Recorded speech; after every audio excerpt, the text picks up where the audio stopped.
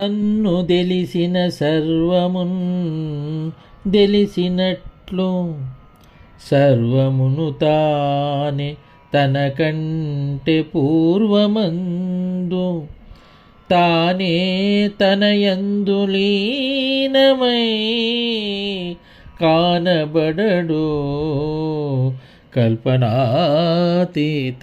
యోగాత్మ కేవలాత్మ. తన్ను తెలిసిన సర్వమున్ తెలిసినట్లు సర్వమును తానే తనకంటే పూర్వమందు తానే తనయందు లీనమై కానబడడు కల్పనాతీత యోగాత్మ కేవలాత్మ.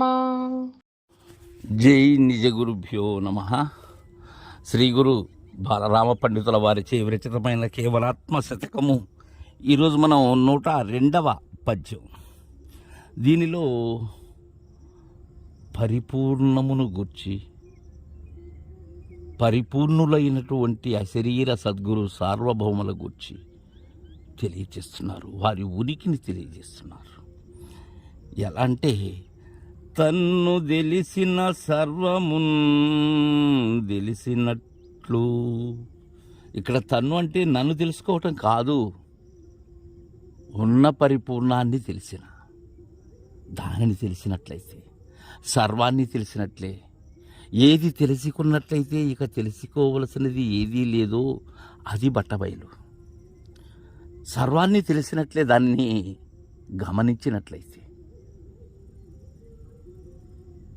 సర్వమును తానే, సర్వము ఏమై ఉన్నది? సర్వము పరిపూర్ణమే. సర్వము కూడా తానే అయి ఉన్నది. తనకంటే పూర్వమందు తానే. అయితే తనకంటే పూర్వమందు తానే. ఇక్కడ తనకంటే పూర్వమందు అంటే నాకు ముందు ఉన్నది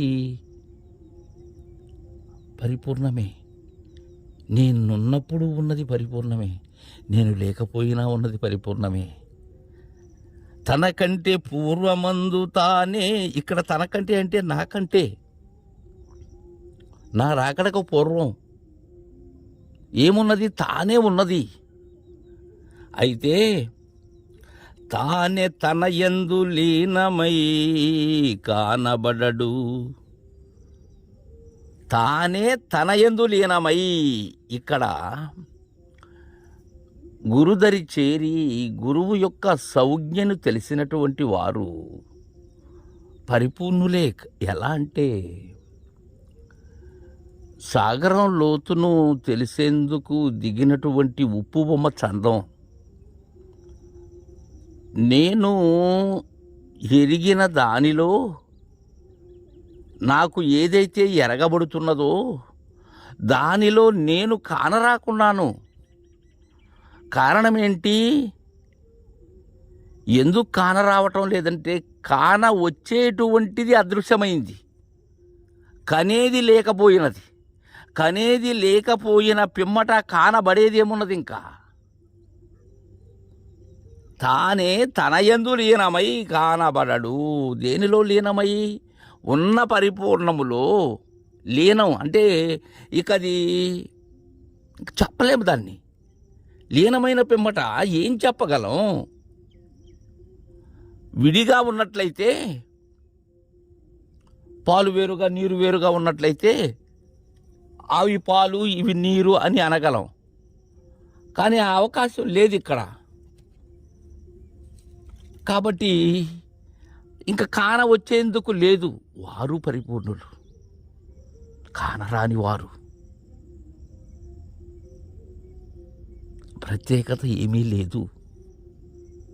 కల్పనాతీత యోగాత్మ కేవలాత్మ. జయ గురుదేవా.